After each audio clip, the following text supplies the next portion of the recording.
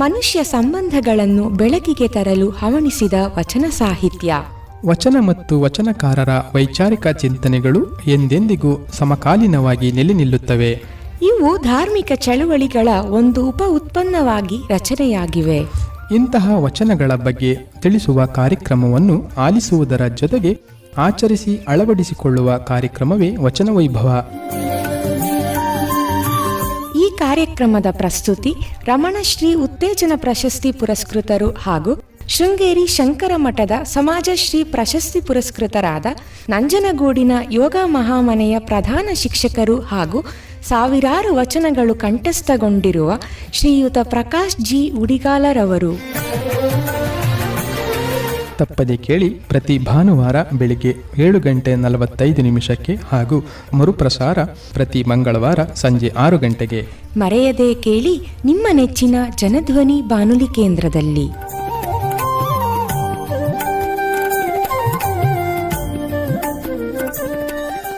ಓಂ ಶ್ರೀ ಗುರು ಬಸವಲಿಂಗಾಯ ನಮಃ. ಸುಕ್ಷೇತ್ರ ಸುತ್ತೂರಿನ ಪರಮಪೂಜ್ಯ ಜಗದ್ಗುರುಗಳವರ ಆಶೀರ್ವಾದದಿಂದ, ಗುರು ಹಿರಿಯರ ಕೃಪೆಯಿಂದ, ಹಿತೈಷಿಗಳ ಮಾರ್ಗದರ್ಶನದಿಂದ, ಯೋಗ ಬಂಧುಗಳ ಶುಭ ಆರೈಕೆಯಿಂದ, ಕುಟುಂಬ ವರ್ಗದವರ ಸಹಕಾರದಿಂದ, ಜನಧ್ವನಿಯವರು ಅವಕಾಶವನ್ನು ನೀಡಿದುದರಿಂದ, ಅಭಿಮಾನಪೂರ್ವಕ ಶ್ರೋತೃವರ್ಗದವರಿಂದ ವಚನ ವೈಭವ ಎನ್ನುವ 100 ನುಡಿ ಸಂಚಿಕೆಗಳನ್ನು ನೀಡಲು ಸಾಧ್ಯವಾಯಿತು. ನಾನು ಬಹಳಷ್ಟು ತಿಳಿದಿಲ್ಲ, ಆದರೂ ಭಗವಂತನ ಕೃಪೆಯಿಂದ, ಎಲ್ಲರ ಆಶೀರ್ವಾದದಿಂದ 100 ನುಡಿ ಸಂಚಿಕೆಯನ್ನು ಮಾತನಾಡಲು ಸಾಧ್ಯವಾಯಿತು. ಇದರಿಂದ ಶ್ರೋತೃಗಳ ಜೀವನಕ್ಕೆ, ಬದುಕಿಗೆ ಅದೆಷ್ಟು ಉಪಯೋಗವಾಗಿದೆಯೋ ಗೊತ್ತಿಲ್ಲ. ಆದರೆ ನನ್ನ ಜೀವನಕ್ಕೆ ವಚನಗಳು ಬೆಳಕಾಗಿ ಬಂದಿವೆ, ನಿಂದಿವೆ, ಸದಾ ಹಸಿರಾಗಿವೆ. ವಚನಗಳು ಶರಣರು ನುಡಿದ ಒಣ ಮಾತುಗಳಲ್ಲ, ಅವು ಜೀವ ತುಂಬಿದ ನುಡಿಗಳು.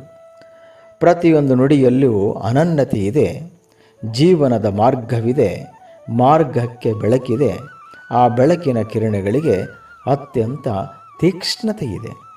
ಆ ತೀಕ್ಷ್ಣತೆ ಪ್ರತಿಯೊಬ್ಬ ಮನುಷ್ಯನ ಅಂತರಾಳಕ್ಕೆ ಹೋಗಿ ಅವನನ್ನು ಪರಿವರ್ತನೆಯ ಹಾದಿಗೆ ಸಾಗಿಸುವಂತಹ ಅದ್ಭುತವಾದಂತಹ ಶಕ್ತಿ ಇದೆ. ಹಾಗಾಗಿ ವಚನಗಳು ಬಾಳಿನ ದಾರಿಗೆ ಒಂಬೆಳಕಾಗಿ ಮೂಡಿ ನಿಂತಿವೆ. ಜನಧ್ವನಿಯವರು ನನ್ನ ಮೇಲೆ ಅಭಿಮಾನವಿಟ್ಟು ಅವಕಾಶ ನೀಡಿದುದಕ್ಕೆ ಅವರಿಗೆ ಸದಾ ನಾನು ಋಣಿಯಾಗಿರುತ್ತೇನೆ. ಇವರು ನೀಡಿದ ಅವಕಾಶದಿಂದಾಗಿ ಪ್ರಾರಂಭದ 25 ಸಂಚಿಕೆಗಳಲ್ಲಿ ವಚನಗಳು ಎಂದರೇನು, ಅವುಗಳನ್ನು ಓದುವುದಾದರೂ ಹೇಗೆ, ಅಷ್ಟಾವರಣ, ಪಂಚಾಚಾರ, ಷಟ್ಸ್ಥಲಗಳು ಎಂದರೇನು, ಅವುಗಳ ಅರ್ಥ ವೈಶಾಲ್ಯತೆ ಹೇಗಿದೆ, ಅವುಗಳು ಕೇವಲ ವೀರಶೈವ ಲಿಂಗವಂತರಿಗೆ ಮಾತ್ರ ಸೀಮಿತವಾದ ವಿಷಯವೇ, ಅದರೊಳಗೆ ಸಾರ್ವತ್ರಿಕತೆಯ ತತ್ವ ಹೇಗೆ ಅಡಗಿದೆ, ಕಾಯಕ ದಾಸೋಹದ ಮಹತ್ವವನ್ನು ಏಕೆ ಅರಿಯಬೇಕು, ಹೀಗೆ ಅನೇಕ ವಿಷಯಗಳನ್ನು ವಚನಗಳ ಆಧಾರದ ಮೂಲಕ ತಿಳಿಸುವ ಪ್ರಯತ್ನ ಪಟ್ಟಿದ್ದೇನೆ. ಇನ್ನು ಉಳಿದಂತಹ 75 ನುಡಿ ಸಂಚಿಕೆಗಳಲ್ಲಿ 75 ಶರಣರ ಸರಳ ಹಾಗೂ ಮುಖ್ಯ ವಚನಗಳನ್ನು ಆನುಭಾವಿಕರ ಅನುಭವವನ್ನು ಆಧರಿಸಿ ಅವುಗಳನ್ನು ವಿಶ್ಲೇಷಣೆ ಮಾಡುವಂತಹ ಕೆಲಸವನ್ನು ಅತ್ಯಂತ ವಿನಮ್ರತೆಯಿಂದ ಪ್ರಸ್ತುತಪಡಿಸಲು ಪ್ರಯತ್ನ ಮಾಡಿದ್ದೆ. ಜನಧ್ವನಿಯವರು ಎಲ್ಲ 100 ನುಡಿ ಸಂಚಿಕೆಗಳನ್ನು ಯೂಟ್ಯೂಬ್ನಲ್ಲಿ ಅಪ್ಲೋಡ್ ಮಾಡಿರುವುದರಿಂದ ಜನಧ್ವನಿ 90.8 ಕಂಪನಾಂಕದಲ್ಲಿನ ಪ್ಲೇ ಲಿಸ್ಟ್ನಲ್ಲಿ ಹೋಗಿ ಕೇಳಬಹುದಾಗಿದೆ. ಇದಕ್ಕಾಗಿ ನಾನು ಜನಧ್ವನಿಯ ಎಲ್ಲ ಬಂಧುವರ್ಗಗಳಿಗೆ ಹೃದಯಪೂರ್ವಕ ವಂದನೆಗಳನ್ನು ಅರ್ಪಿಸುತ್ತೇನೆ.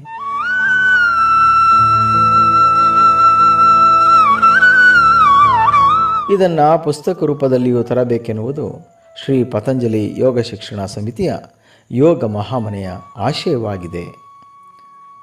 ಇಂದಿನ 100ನೇ ನುಡಿ ಸಂಚಿಕೆಯಲ್ಲಿ ಕಲಾಕೇತಯ್ಯ ಎನ್ನುವಂತಹ ಶರಣರ ವಚನಗಳ ವಿಚಾರಗಳನ್ನು ಅರಿಯೋಣ. ಶರಣರಾದಂತಹ ಕಲಾಕೇತಯ್ಯನವರ 11 ವಚನಗಳನ್ನು ಸಮಗ್ರ ವಚನ ಸಂಪುಟ 7ರಲ್ಲಿ ಡಾಕ್ಟರ್ ಎಸ್ ವಿದ್ಯಾಶಂಕರರವರು ಸಂಪಾದನೆ ಮಾಡಿ ಓದುಗರಿಗೆ ನೀಡಿದ್ದಾರೆ. ಶರಣ ಕಲಕೇತಯ್ಯನವರು ಓರ್ವ ಜಾನಪದ ಕಲಾವಿದ ಎನ್ನುವುದು ತಿಳಿದು ಬರುತ್ತದೆ. ಕಿಳ್ಳಿ ಕೇತರ ಆಟವೆಂಬ ಜಾನಪದ ಕಲೆಯನ್ನು ಪ್ರದರ್ಶಿಸುವುದು ಇವರ ಕಾಯಕವಾಗಿರುತ್ತದೆ ಎನ್ನುವುದು ಸಾಹಿತ್ಯದ ಮೂಲಕ ತಿಳಿಯುತ್ತದೆ. ಭೀಮಕವಿಯ ಬಸವ ಪುರಾಣದಲ್ಲಿ ಇವರ ವೇಷಭೂಷಣದ ಬಗ್ಗೆ ವಿಚಾರವಿರುವುದನ್ನು ನಾವು ಕಾಣಬಹುದಾಗಿದೆ. ಅಲ್ಲಿನ ವಿಚಾರ ಹೀಗಿದೆ: ಮುಂದಲೆಯಲ್ಲಿ ಎತ್ತಿ ಕಟ್ಟಿದ ಮುಡಿ, ನೊಸಲಲ್ಲಿ ವಿಭೂತಿ, ಕಿವಿಗಳಲ್ಲಿ ಕೆಂದಳಿರು, ಎಡಗಾಲಲ್ಲಿ ಅಂದುಗೆ, ಬಲಗಾಲಲ್ಲಿ ಗೆಜ್ಜೆ, ಎಡಗೈಯಲ್ಲಿ ದಕ್ಷನ ಕರಿದಲೆಯ ತರಿದ ತಗರಿನ ಕೋಡು, ಬಲಗೈಯಲ್ಲಿ ಬೆತ್ತ, ಮೈ ಮೇಲೆ ಹೊದೆದ ಕಾಗಿನ ಕಪ್ಪಡ.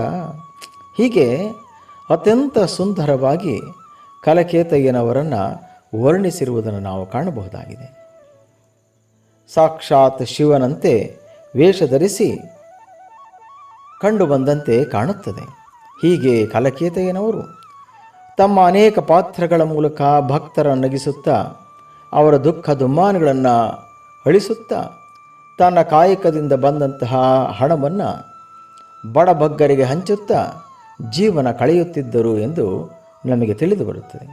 ಭಕ್ತಿ ಭಂಡಾರಿ ಬಸವಣ್ಣನವರು ತಮ್ಮ ಒಂದು ವಚನದಲ್ಲಿ ಹೀಗೆ ಹೇಳುತ್ತಾರೆ: ಕಲಕೇತನಂತಪ್ಪ ತಂದೆಗೆ ನೋಡೆನಗ ನೋಡೆನಗ ಎಂದು ಸ್ತುತಿಸುವ ಮೂಲಕ ಕಲಕೇತಯ್ಯನವರು ಎನ್ನ ತಂದೆ ಎಂದು ಬಿಡುತ್ತಾರೆ. ಹೀಗೆ ಬಸವಣ್ಣನವರು ಶರಣ ಕಲಕೇತಯ್ಯನವರನ್ನು ತಮ್ಮ ತಂದೆಯ ಸ್ಥಾನಕ್ಕೆ ನಿಲ್ಲಿಸಿರುವುದು ಅವರ ವಿಶಿಷ್ಟವಾದ ಶಕ್ತಿಯನ್ನು ತೋರ್ಪಡಿಸುತ್ತದೆ. ಇವರು ವಿಜಯಪುರದ ಬಳಿ ಇರುವಂತಹ ಕಲ್ಲೇಶ್ವರ ದೇವಾಲಯದಲ್ಲಿದ್ದು ಆ ದೇವರನ್ನು ಪೂಜೆ ಮಾಡುತ್ತಿದ್ದರು ಎಂದು ತಿಳಿದು ಬರುತ್ತದೆ. ಹೀಗೆ ಇವರ ವಚನಗಳಲ್ಲಿ ಕೆಲವು ಬೆಡಗಿನ ವಚನಗಳೂ ಕೂಡ ಇವೆ. ವಚನಗಳಲ್ಲಿ ಕಾಯಕ, ದಾಸೋಹದ ಬಗ್ಗೆ, ಷಟ್ಸ್ಥಲಗಳ ಬಗ್ಗೆ, ಬದುಕಿನ ಬಗ್ಗೆ, ಶರಣರ ವ್ಯಕ್ತಿತ್ವದ ಬಗ್ಗೆ, ಹೀಗೆ ಅನೇಕ ವಿಷಯಗಳನ್ನು ವಚನಗಳ ಮೂಲಕ ಜಗತ್ತಿಗೆ ನೀಡಿದ್ದಾರೆ. ಕೆಲವು ವಚನಗಳ ವಿಚಾರಗಳನ್ನು ಅರಿಯಲು ಪ್ರಯತ್ನ ಮಾಡೋಣ. ಒಂದು ವಚನ ಹೀಗಿದೆ: ಜಗಕ್ ಅಹುದಾದುದ ಕಿತ್ತು, ಜಗಕ್ ಅಲ್ಲವಾದುದ ತೊಟ್ಟು, ಜಗ ಹಿಡಿದುದ ಬಿಟ್ಟು, ಜಗ ಒಲ್ಲದುದ ತೊಟ್ಟು, ತಾನರಿದುದ ಮರದು, ಆ ಮರವಿಗೆ ಒಡಲಾದುದನ್ನು ಅರಿದು, ಉಭಯದ ಕೋಡ ಕಿತ್ತು, ನಲಿದೊಲವಿನ ಹೊಲನ ಬಿಟ್ಟು, ಕೊಂಬಿನ ಗಿಲಿಕೆಯಲ್ಲಿ ಒಲದಾಡುವೆ, ಜಗಬಂಢರ ಅಂಗಳದಲ್ಲಿ ತುಳಿದಾಡುತ್ತಲಿರಬೇಕು, ಮೇಖಲೇಶ್ವರ ಲಿಂಗ ಒಡಗೂಡುತ್ತಲಿರಬೇಕು. ಎಂತಹ ಸುಂದರವಾದಂತಹ ವಚನ. ಈ ವಚನದ ಮೂಲಕ ಶರಣ ಕಲಕೇತಯ್ಯನವರು ಶರಣರ ಬಗ್ಗೆ ಸೂಕ್ಷ್ಮವಾದಂತಹ ವಿಚಾರವನ್ನು ಹರಿಯಿದ್ದಾರೆ. ಅವರು ಹೇಳುತ್ತಾರೆ: ಜಗಕ್ಕಹುದಾದುದ ಕಿತ್ತು, ಜಗಕ್ಕಲ್ಲವಾದುದ ತೊಟ್ಟು ಎನ್ನುತ್ತಾರೆ. ಹೀಗೆ ಹೇಳುವ ಮೂಲಕ ಶರಣರು ಜಗತ್ತಿನ ಜನರು ಸಹಜವಾಗಿ ಏನನ್ನು ಬಯಸುತ್ತಾರೋ ಅದನ್ನು ಬಯಸಿದೆ, ಅದನ್ನು ಕಿತ್ತು ಬಿಸಾಕಿ ಎಂದಿರುತ್ತಾರೆ. ಜಗ ಏನನ್ನು ಬಯಸುವುದಿಲ್ಲವೋ ಅದನ್ನು ತೊಡುತ್ತಾನೆ ಎನ್ನುತ್ತಾರೆ. ಹೌದು, ಜಗದ ಜನರಿಗೆ ಹೆಣ್ಣು ಹೊನ್ನು ಮಣ್ಣಿನ ಮೇಲೆ ಆಸೆ ಇದೆ, ಅಧಿಕಾರದ ಮೇಲೆ ವ್ಯಾಮೋಹವಿದೆ, ಜಗದೊಳಗೆ ಸದಾ ವಿಲಾಸಿಯಾಗಿ ಜೀವಿಸಬೇಕು ಎನ್ನುವಂತಹ ಉತ್ಕಟವಾದಂತಹ ಬಯಕೆ ಇದೆ. ಇಂತಹ ಎಲ್ಲ ಬಯಕೆ, ಆಸೆ, ವ್ಯಾಮೋಹವನ್ನು ಶರಣ ಕಿತ್ತು ಬಿಸಾಕಿದ್ದಾನೆ. ಕಿತ್ತು ಬಿಸಾಕಿ ದಯೆ, ಕರುಣೆ, ಕನಿಕರ, ಪ್ರೀತಿ, ಪ್ರೇಮ, ಭಕ್ತಿ, ನಿಷ್ಠೆ, ಮಾನವೀಯತೆ, ಸಹೃದಯತೆ, ಹೀಗೆ ಇವುಗಳನ್ನು ತೊಟ್ಟಿದ್ದಾನೆ ಎನ್ನುತ್ತಾರೆ. ಎಂತಹ ಮಾತು! ಇನ್ನು ಮುಂದೆ ಹೋಗಿ ಹೇಳುತ್ತಾರೆ: ಜಗ ಹಿಡಿದುದ ಬಿಟ್ಟು, ಜಗವಲ್ಲದುದ ತೊಟ್ಟು ಎನ್ನುತ್ತಾರೆ. ಹೌದು, ಶರಣ ಕಲಕೇತಯ್ಯನವರು ಶರಣರ ನಿಜಗುಣವನ್ನು ಬಹಳ ಚೆನ್ನಾಗಿ ತಿಳಿಸಿದ್ದಾರೆ. ಅವರು ಹೇಳುತ್ತಾರೆ: ಜಗ ಹಿಡಿದುದ ಬಿಟ್ಟು ಎನ್ನುತ್ತಾರೆ. ಹೌದು, ಜಗತ್ತಿನಲ್ಲಿನ ಜನ ವ್ಯಾಮೋಹದ ಬಸಿರಿನಲ್ಲಿ ಹುಟ್ಟಿ ಅದನ್ನು ಉಡದಂತೆ ಹಿಡಿದಿದ್ದಾರೆ. ಅದನ್ನು ಪೂರೈಸಲಿಕ್ಕಾಗಿ ಮಾಡಬಾರದ ಕೆಲಸಗಳನ್ನು ಮಾಡುತ್ತಿದ್ದಾರೆ. ಆದರೆ ಶರಣರು ಇದಾವುದನ್ನು ಹಿಡಿಯದೆ ವ್ಯಾಮೋಹದ ಬದುಕನ್ನು ಬಿಟ್ಟು ತ್ಯಜಿಸಿ ಜಗವಲ್ಲದುದ ತೊಟ್ಟಿದ್ದಾನೆ ಎನ್ನುತ್ತಾರೆ. ಹೌದು, ಧರ್ಮದಡಿಯಲ್ಲಿ ಬದುಕಿ ಸೇವೆ ಎಂಬ ಕಾಯಕದಲ್ಲಿ ನೆಲೆ ನಿಲ್ಲುವುದು ಅಷ್ಟೊಂದು ಸುಲಭದ ವಿಚಾರವಲ್ಲ. ಅಂತಹದ್ದನ್ನು ಶರಣ ಹಿಡಿದು ಅದನ್ನು ತೊಡುತ್ತಾನೆ ಎನ್ನುತ್ತಾರೆ. ಹೀಗೆ ಹೇಳುವ ಮೂಲಕ ಶರಣನ ನಿಲುವನ್ನು ಬಹಳ ಚೆನ್ನಾಗಿ ಕಲಕೇತೆಯನವರು ತಿಳಿಸಿದ್ದಾರೆ. ಮುಂದೆ ಹೇಳುವ ಮಾತುಗಳು ಅತ್ಯಂತ ಎತ್ತರದ ಮಾನಸಿಕ ಸ್ಥಿತಿಯನ್ನು ತಿಳಿಸುತ್ತದೆ. ಅವರು ಹೇಳುತ್ತಾರೆ, ತಾನರಿದುದ ಮರದು ಆ ಮರವೆಗೆ ಒಡಲಾದುದನ್ನು ಅರಿದು ಎನ್ನುತ್ತಾರೆ. ಇದು ಅತ್ಯಂತ ಸುಂದರವಾದಂತಹ ಸೂಕ್ಷ್ಮವಾದಂತಹ ಮಾತುಗಳು. ನಿಜ ಶರಣ ಮಾನವನಾಗಿ ಹುಟ್ಟಿ ಸಹಜವಾಗಿ ಮಾನವನಾಗಿ ಬೆಳೆದು ಜಗದ ಜ್ಞಾನದ ಅರಿವು ಮನೆ ಮಾಡಿ ಜಗದೊಳಗೆ ಮನ ನೆಲೆ ನಿಂತಿರುತ್ತದೆ. ಜಗತ್ತಿನಂತೆ ಆಗಿರುತ್ತಾನೆ. ಆದರೆ ಯಾವಾಗ ಮಾನವ ಶರಣನಾಗುತ್ತಾನೋ ಆಗ ತಾನು ಏನು ಜಗದಲ್ಲಿ ಹುಟ್ಟಿ ಬೆಳೆದು ಅರಿತಿದ್ದನೋ ಅದನ್ನು ಮರೆತು ಬಹಳ ಕಷ್ಟ. ಆ ಮರೆವಿಗೆ ಕಾರಣವಾದ ಬೆಳಕಿನ ಮೂಲವನ್ನು ಅರಿತು ಜಗದೊಳಗೆ ಜಗವಾಗುತ್ತಾನೆ, ಜಗದ್ ಬೆಳಕಾಗುತ್ತಾನೆ ಎನ್ನುತ್ತಾರೆ.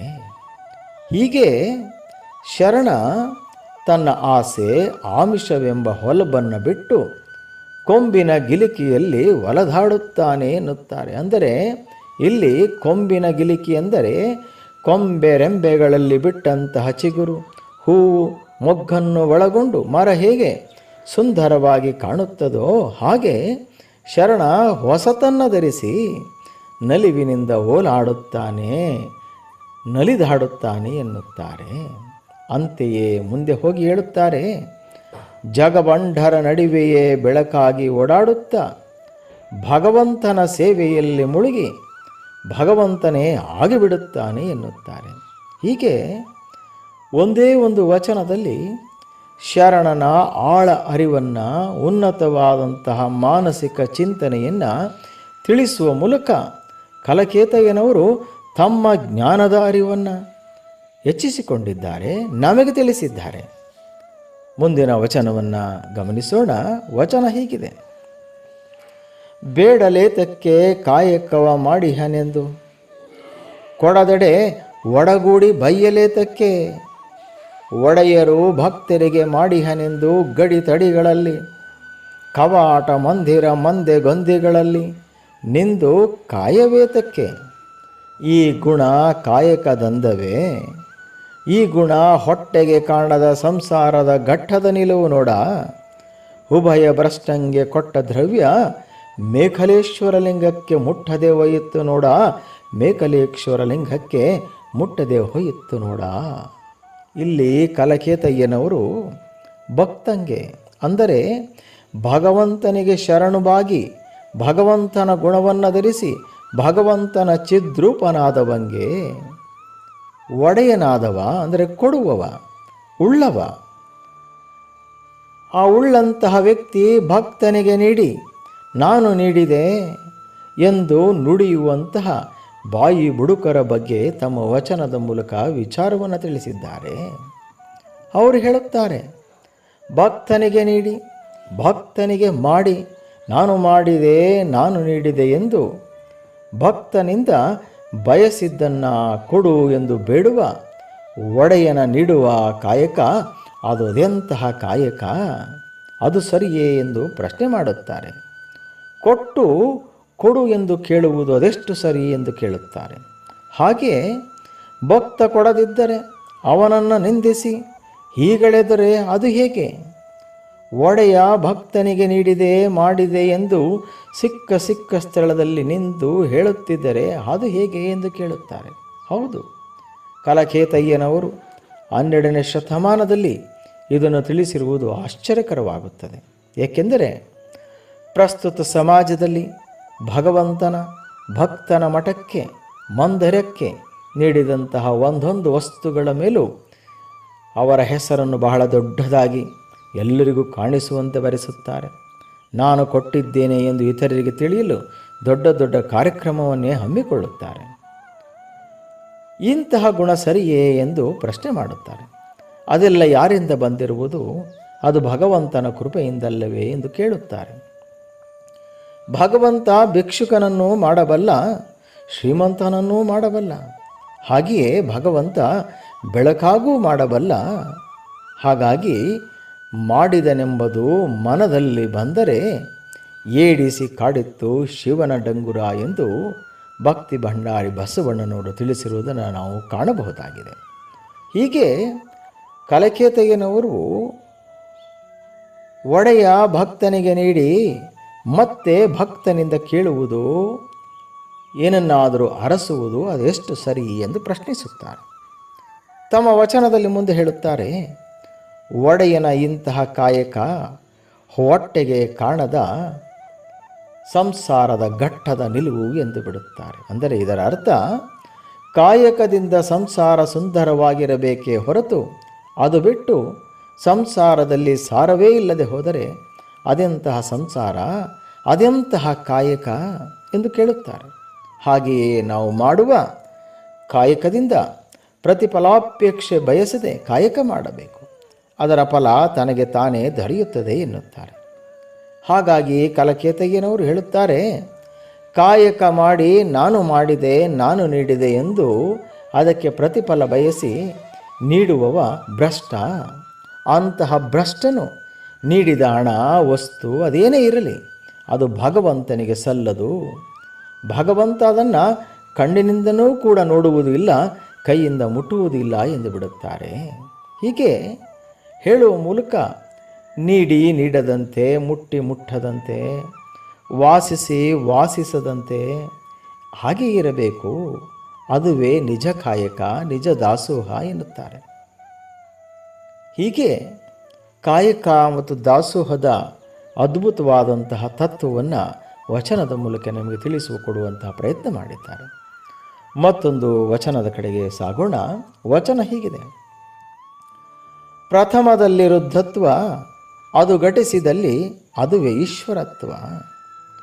ಈ ಎರಡು ಕೂಡಿದಲ್ಲಿ ಸದಾ ಶಿವತತ್ವ. ಇಂತಿ ತ್ರಿವಿಧ ಲೀಲೆ ಏಕಾರ್ಥವಾದಲ್ಲಿ ಅದುವೇ ಪರಶಿವತತ್ವದ ಪರಮ ಪ್ರಕಾಶ. ಇದರಿಂದ ಮೀರುವ ತೆರನುಂಟಾದಡೆ ನೀವು ಹೇಳಿ ನಾ ಮಾರ್ಕೊಳ್ಳೆನು, ನೀವು ಹೇಳಿದಂತೆ ನಾ ಪ್ರಸಾದವೆಂಬೆನು. 6 ಶೈವವ ಭೇದ, 3 ಶೈವದ ಭಜನೆ, ಷಡು ದರ್ಶನದ ತರ್ಕ, ಇವೆಲ್ಲವನ್ನು ಉದ್ಧರಿಸ ಬಂದ ಪ್ರಭುದೇವರು ಬಸವಣ್ಣ, ಚನ್ನಬಸವಣ್ಣ, ಇವರೊಳಗಾದ 770 ಅಮರಗಣಗಳು, ಸ್ವತಂತ್ರ ಸಂಬಂಧಿಗಳ ಪ್ರಥಮರು ಶಿವಾಚಾರ ಚಕ್ರವರ್ತಿಗಳು, ಸತ್ಯರು, ನಿತ್ಯರು, ಸದ್ಯುನ್ಮುಕ್ತರು, ಸುಮನರು, ವಿಮಲರು, ಪೂರ್ಣರು, ಪರಿಪೂರ್ಣರು, ಮೇಖಲೇಶ್ವರ ಲಿಂಗದಲ್ಲಿ ಮಹಾನುಭಾವಿಗಳು.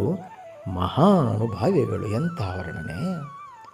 ಇಲ್ಲಿ ಶರಣ ಕಲಕೇತಯ್ಯನವರು ಶರಣನ ಕುರಿತು ಅವರ ಮಹಿಮೆಯನ್ನು, ಅವರ ಘನವನ್ನು, ಅವರ ವಿಶಾಲವಾದಂತಹ ಮನವನ್ನು ತಿಳಿಸಿದ್ದಾರೆ. ಅವರು ಹೇಳುತ್ತಾರೆ, ಪ್ರಥಮದಲ್ಲಿ ರುದ್ರತ್ವ ಎನ್ನುತ್ತಾರೆ. ಅಂದರೆ ರುದ್ರತ್ವ ಎಂದರೆ ವೀರತ್ವ, ಧೈರ್ಯತ್ವ, ಪರಾಕ್ರಮದ ಸಂಕೇತ. ರುದ್ರತ್ವ ಎಂದರೆ ಪಾಪವನ್ನು, ಅಸತ್ಯವನ್ನು, ಅಜ್ಞಾನವನ್ನು, ಅಹಂಕಾರವನ್ನು ನಾಶಗೊಳಿಸಿ ಧರ್ಮವನ್ನು, ಶಾಂತಿಯನ್ನು ನೆಲೆಗೊಳಿಸುವುದೇ ಆಗಿದೆ. ಹೀಗೆ ಯಾರಲ್ಲಿ ಇಂತಹ ವೀರತ್ವದ ಗುಣ ಬರುತ್ತದೋ ಆಗ ತನಗೆ ತಾನೇ ಈಶ್ವರತ್ವ ಗುಣ ಘಟಿಸುತ್ತದೆ ಎನ್ನುತ್ತಾರೆ.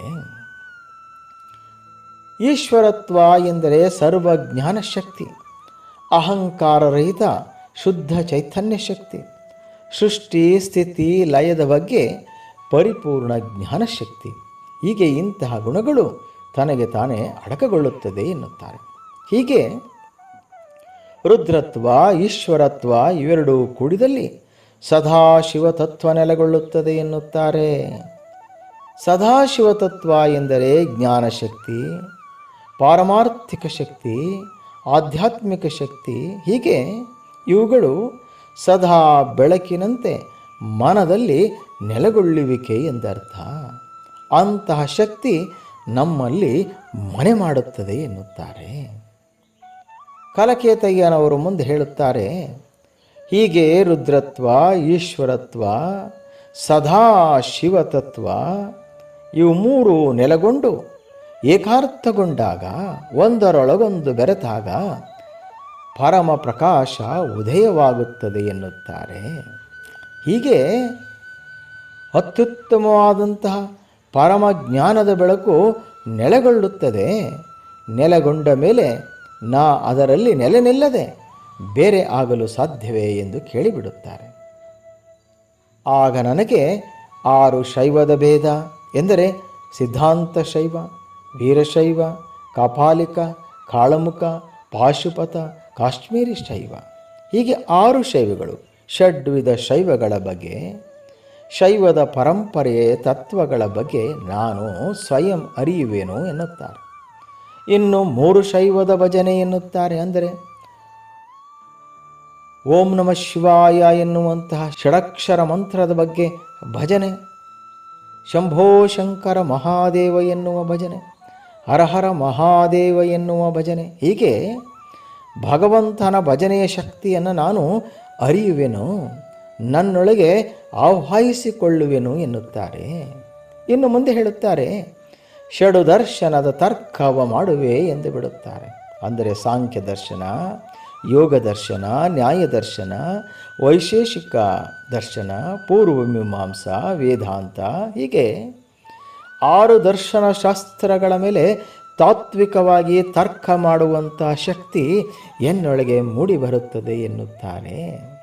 ಹೀಗೆ ಷಡ್ವಿಧ ಶೈವವನ್ನು, ಷಡ್ ದರ್ಶನಗಳನ್ನು ಅರಿತು ಅದನ್ನು ಜಗತ್ತಿಗೆ ತಿಳಿಸಲು ಬಂದವರಂಥವರು ವೈರಾಗ್ಯನಿಧಿ ಪ್ರಭುದೇವರು, ಭಕ್ತಿ ಭಂಡಾರಿ ಬಸವಣ್ಣನವರು, ಅವಿರಳ ಜ್ಞಾನಿ ಚನ್ನಬಸವಣ್ಣನವರು, ಹೀಗೆ ಇವರ ಜೊತೆಗೆ ನಿಂದವರು 770 ಅಮರಗಣಗಳು.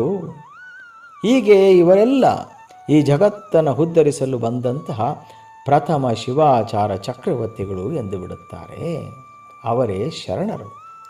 ಇವರೆಲ್ಲರೂ ಸತ್ಯರು, ನಿತ್ಯರು, ಸದ್ಯೋನ್ಮುಕ್ತರು, ಸುಮನರು, ವಿಮಲರು, ಪೂರ್ಣರು, ಪರಿಪೂರ್ಣರು, ಲಿಂಗವೇ ತಾನಾದವರು.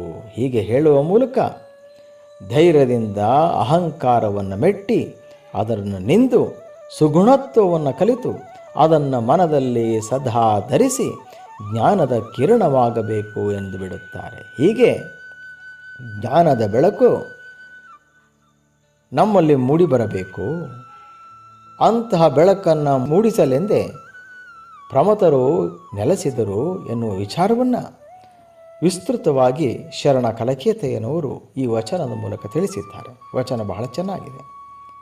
ಅವರಲ್ಲಿ ಈ ವಚನದ ಮೂಲಕ ಅವರ ಜ್ಞಾನದ ಶಕ್ತಿ ಅದೆಷ್ಟಿತ್ತು ಎನ್ನುವುದು ತಿಳಿದು ಬರುತ್ತದೆ. ಮತ್ತೊಂದು ವಚನವನ್ನು ಗಮನ ಮಾಡೋಣ. ವಚನ ಹೀಗಿದೆ: ಭಕ್ತ, ಮಾಹೇಶ್ವರ, ಪ್ರಸಾದಿ ಈ ತ್ರಿವಿಧವು ಒಂದೇ ಕೋಡಿನಲ್ಲಿ ಅಡಗಿತ್ತು ನೋಡ. ಪ್ರಾಣಲಿಂಗ, ಶರಣ, ಐಕ್ಯ ಇವು ಕೂಡ ಈ ತ್ರಿವಿಧವು ಕೂಡ ಒಂದೇ ಕೋಡಿನಲ್ಲಿ ಅಡಗಿತ್ತು ನೋಡ.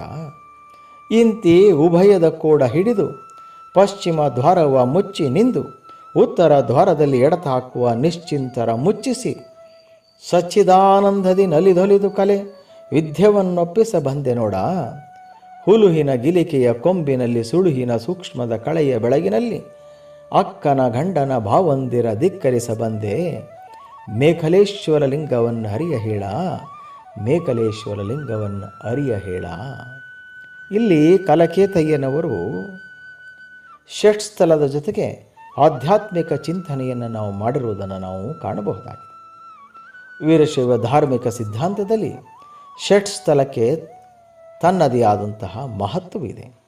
ಇಲ್ಲಿ ಕಲಕೇತಯ್ಯನವರು ಭಕ್ತ, ಮಾಹೇಶ್ವರ, ಪ್ರಸಾದಿ ಇವು ಮೂರು ಒಂದು ಪಥದಲ್ಲಿ ಸಾಗುತ್ತದೆ ಎನ್ನುತ್ತಾರೆ. ಅಂದರೆ ಇಲ್ಲಿ ವ್ಯಕ್ತಿಯ ಬಹಿರಂಗವಾಗಿ ಬದಲಾಗುವುದರ ಚಿಂತನೆ ಇದೆ. ಭಕ್ತನಲ್ಲಿ ಭಕ್ತ ತತ್ವದ ನಡೆ, ನುಡಿ, ಸಂಸ್ಕಾರದ ಆಚರಣೆ ಬರುತ್ತದೆ. ಮಾಹೇಶ್ವರನಲ್ಲಿ ನಡೆ, ನುಡಿ, ಸಂಸ್ಕಾರಗಳು ಸದಾ ನೆಲೆಗೊಳ್ಳುತ್ತವೆ.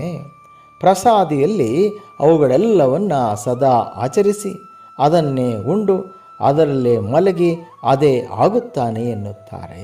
ಹೀಗೆ ಇವು ಮೂರೂ ಕೂಡ ಬಹಿರಂಗದ ಶುದ್ಧತ್ವವನ್ನು ಹೆಚ್ಚಿಸುತ್ತದೆ ಎನ್ನುತ್ತಾರೆ ಕಲಕೇತಯ್ಯನವರು.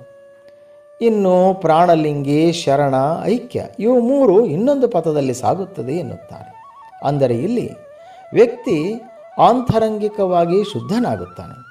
ಪ್ರಾಣಲಿಂಗಿಯಲ್ಲಿ ಅವನ ಉಸಿರು ಕೂಡ ಭಗವಂತನ ಗುಣಗಳನ್ನೇ ಉಸಿರಾಡುತ್ತವೆ.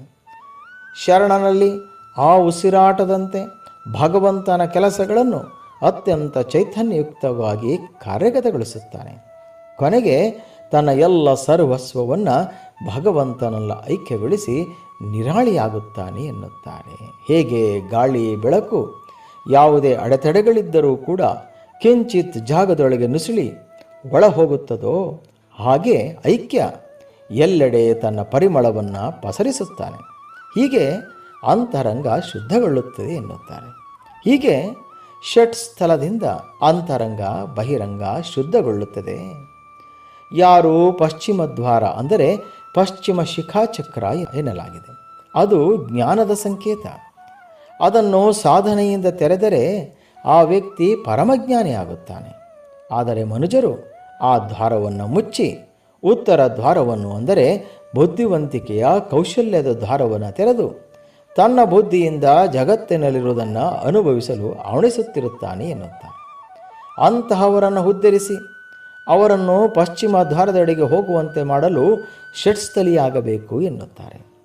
ಅಂತಹ ಷಟ್ಸ್ಥಲವೆನ್ನುವ ಒಂದು ಅಪೂರ್ವ ತತ್ವವನ್ನು ತಿಳಿಸಲು ಶರಣರು ಈ ಲೋಕಕ್ಕೆ ಬಂದಿದ್ದಾರೆ. ಕೊಂಬೆರೆಂಬೆಗಳು ತಮ್ಮ ಚಿಗುರಿನ ಮೂಲಕ ಮೊಗ್ಗುಗಳ ಮೂಲಕ ಹೇಗೆ ಆನಂದವಾಗಿರುತ್ತವೋ ಹಾಗೆ ಮನುಷ್ಯ ಷಟ್ಸ್ಥದ ಬೆಳಗಿನಲ್ಲಿ ನಿಂತು ಬೆಳಕಾಗಿ ಆನಂದಿಸಬೇಕು ಎನ್ನುತ್ತಾರೆ. ಇಲ್ಲಿ ವಚನದ ಕೊನೆಯಲ್ಲಿ ಹೇಳುತ್ತಾರೆ, ಅಕ್ಕನ ಗಂಡನ ಭಾವಂದಿರನ್ನು ಧಿಕ್ಕರಿಸಲು ಆನುಬಂದೆ ಎನ್ನುತ್ತಾರೆ. ಇಲ್ಲಿ ಅಕ್ಕ ಎಂದರೆ ಜ್ಞಾನ ಎಂದರ್ಥ. ಅಕ್ಕನ ಗಂಡಂದಿರು ಎಂದರೆ ಇಂದ್ರಿಯಗಳ ವಿಷಯಗಳು ಎಂದರ್ಥ. ಯಾವಾಗ ಜ್ಞಾನದ ಜೊತೆ ವಿಷಯಗಳು ಬೆರೆಯುತ್ತವೋ ಆಗ ಜ್ಞಾನ ಅಜ್ಞಾನಗೊಳ್ಳುತ್ತದೆ, ಕಲುಷಿತಗೊಳ್ಳುತ್ತದೆ. ಇಂತಹ ಭಾವಂದಿರನ್ನು ನಾನು ನಾಶ ಮಾಡಿ ಜ್ಞಾನವನ್ನು ಸುಜ್ಞಾನವನ್ನಾಗಿ ಮಾಡಲು ಬಂದಿದ್ದೇನೆ ಎಂದು ಹೇಳುವ ಮೂಲಕ ಕಲಕೇತಯ್ಯನವರು ಒಂದು ಅತ್ಯುತ್ತಮವಾದಂತಹ ಸಂದೇಶವನ್ನು ನೀಡಿದ್ದಾರೆ. ಹೀಗೆ ಕಲಕೇತಯ್ಯನವರು ತತ್ವ ಸಿದ್ಧಾಂತವನ್ನು ಅತ್ಯಂತ ಸರಳವಾಗಿ ತಿಳಿಸುವುದರ ಜೊತೆಗೆ ಅದನ್ನು ಅನುಸರಿಸಿದಲ್ಲಿ ಎಂತಹ ಬೆಳಕು ಮನದೊಳಗೆ ಮೂಡಿಬರುತ್ತದೆ, ಅದರಿಂದ ಹೇಗೆ ಶಕ್ತಿಯಾಗಿ ಪರಿವರ್ತನೆಯಾಗುತ್ತಾನೆ ಮನುಷ್ಯ ಎನ್ನುತ್ತಾರೆ. ಈ ವಿಷಯವನ್ನು ಚೆನ್ನಾಗಿ ನಿರೂಪಿಸಿದ್ದಾರೆ. ಹೀಗೆ ಇಂದಿನ 100ನೆಯ ನುಡಿ ಸಂಚಿಕೆಯನ್ನು ಮುಕ್ತಾಯಗೊಳಿಸಲು ಹರ್ಷಿಸುತ್ತೇನೆ. ಎಷ್ಟೇ ಕೆಲಸ ಕಾರ್ಯಗಳಿದ್ದರೂ ಕೂಡ ಒಂದು ವಾರವೂ ಕೂಡ ತಪ್ಪಿಸದೆ ನುಡಿ ಸಂಚಿಕೆಯನ್ನು ಕಳಿಸಲು ಪ್ರೇರಣಾದಾಯಕರಾದಂತಹವರು ಶರಣರು ಮತ್ತು ಅವರ ಚಿಂತನೆಗಳು ಎಂದು ಹೇಳಿದರೆ ತಪ್ಪಾಗಲಾರದು. ಹೀಗೆ ಹೇಳುತ್ತಾ 100 ಸಂಚಿಕೆಗಳನ್ನು ಆಲಿಸಿದಂತಹ ಸರ್ವರಿಗೂ ಹೃದಯಪೂರ್ವಕ ವಂದನೆಗಳು ಸಲ್ಲಿಸುತ್ತಾ, ಸಮಯ ಸಿಕ್ಕಾಗ ಕೆಲವಾದರೂ ಸಂಚಿಕೆಗಳನ್ನು ಆಲಿಸಿ ವಿಷಯಗಳನ್ನು ಮನನ ಮಾಡಿಕೊಂಡಂತಹ ಎಲ್ಲರಿಗೂ ಕೂಡ ಧನ್ಯವಾದಗಳನ್ನು ಅರ್ಪಿಸುತ್ತಾ, ವಚನ ವೈಭವ ನುಡಿ ಸಂಚಿಕೆಗೆ ಅವಕಾಶ ಮಾಡಿಕೊಟ್ಟಂತಹ ಸರ್ವರಿಗೂ ನಮಿಸುತ್ತಾ ವಿರಮಿಸುತ್ತೇನೆ. ಸರ್ವರಿಗೂ ಕೂಡ ಧನ್ಯವಾದಗಳು. ಓಂ ಶ್ರೀ ಗುರುಬಸವಲಿಂಗಾಯ ನಮಃ.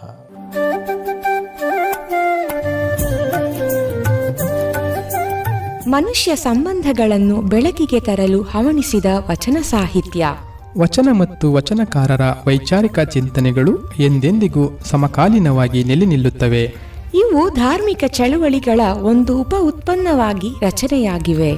ಇಂತಹ ವಚನಗಳ ಬಗ್ಗೆ ತಿಳಿಸುವ ಕಾರ್ಯಕ್ರಮವನ್ನು ಆಲಿಸುವುದರ ಜೊತೆಗೆ ಆಚರಿಸಿ ಅಳವಡಿಸಿಕೊಳ್ಳುವ ಕಾರ್ಯಕ್ರಮವೇ ವಚನ ವೈಭವ. ಈ ಕಾರ್ಯಕ್ರಮದ ಪ್ರಸ್ತುತಿ ರಮಣಶ್ರೀ ಉತ್ತೇಜನ ಪ್ರಶಸ್ತಿ ಪುರಸ್ಕೃತರು ಹಾಗೂ ಶೃಂಗೇರಿ ಶಂಕರ ಮಠದ ಸಮಾಜಶ್ರೀ ಪ್ರಶಸ್ತಿ ಪುರಸ್ಕೃತರಾದ ನಂಜನಗೂಡಿನ ಯೋಗ ಮಹಾಮನೆಯ ಪ್ರಧಾನ ಶಿಕ್ಷಕರು ಹಾಗೂ ಸಾವಿರಾರು ವಚನಗಳು ಕಂಠಸ್ಥಗೊಂಡಿರುವ ಶ್ರೀಯುತ ಪ್ರಕಾಶ್ ಜಿ ಉಡಿಗಾಲರವರು. ತಪ್ಪದೆ ಕೇಳಿ. ಪ್ರತಿ ಭಾನುವಾರ ಬೆಳಿಗ್ಗೆ 7:45 ಹಾಗೂ ಮರುಪ್ರಸಾರ ಪ್ರತಿ ಮಂಗಳವಾರ ಸಂಜೆ 6 ಗಂಟೆಗೆ. ಮರೆಯದೆ ಕೇಳಿ ನಿಮ್ಮ ನೆಚ್ಚಿನ ಜನಧ್ವನಿ ಬಾನುಲಿ ಕೇಂದ್ರದಲ್ಲಿ.